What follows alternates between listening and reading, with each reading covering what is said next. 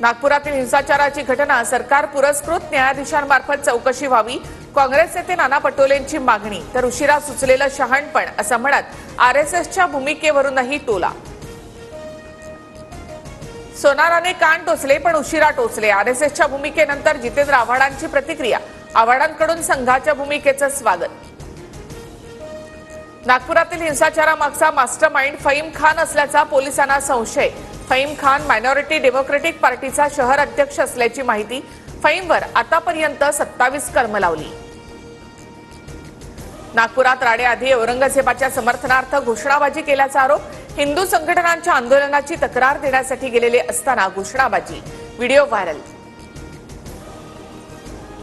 नागपूर राडा दरम्यान बालदारपुरामध्ये जमावाकडून महिला पोलिसाचा विनयभंग करण्याचा प्रयत्न. गणेशपेठ पोलीस ठाण्यामध्ये जमावाच्या विरोधात गुन्हा दाखल. हात उचलणाऱ्यांना पोलिसांचा धाक काय असतो ते दाखवणार. आरोपींवर कठोरात कठोर कारवाई करणार. गृहराज्यमंत्री योगेश कदम यांचा इशारा.